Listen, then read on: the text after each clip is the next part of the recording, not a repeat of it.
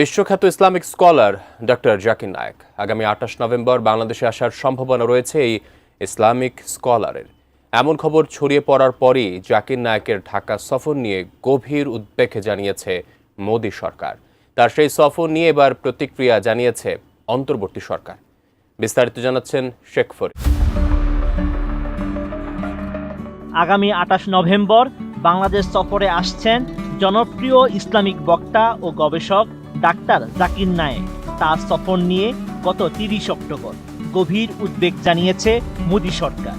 এই বিষয়ে এবার প্রতিক্রিয়া জানিয়েছে বাংলাদেশ। জাকির নায়েকের সম্ভাব্য বাংলাদেশ সফর প্রসঙ্গে ভারতের পররাষ্ট্র মন্ত্রণালয়ের মুখপাত্রের মন্তব্য নজরে এসেছে বলে জানিয়েছে ঢাকা। 1 নভেম্বর বিষয়টি নিশ্চিত করেছেন বাংলাদেশ পররাষ্ট্র মন্ত্রণালয়ের মুখপাত্র SM মাহবুবুল আলম। আমি বুঝি নির্মাণের শিল্প, সালাম স্টিল বোঝে ডিউরেবিলিটি। সালাম স্টিল মোস্ট ডিউরেবল স্টিল।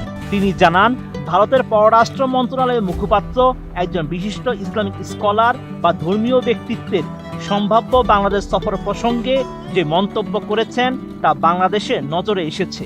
তারাও বিশ্বাস করে কোনো দেশের অন্য দেশের কোনো অভিযুক্ত বা পলাতক ব্যক্তিকে আশ্রয় দেওয়া উচিত নয়।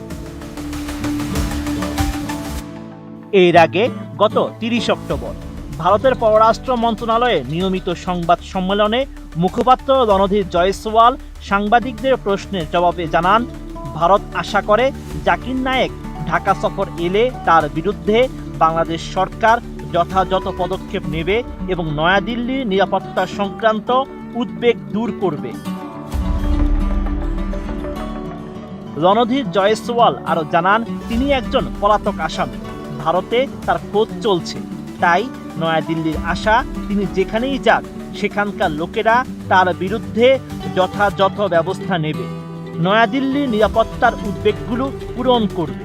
Zakir Naik being invited, well, he's a fugitive, he's wanted in India, so we expect that wherever he goes, those people will take due action against him and meet our security concerns.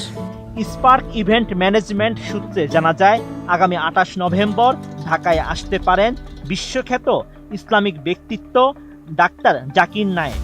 বাংলাদেশে 2 দিনের সফরে এসে একটি দাতব্য অনুষ্ঠানে অংশ নেয়ার কথা রয়েছে তার।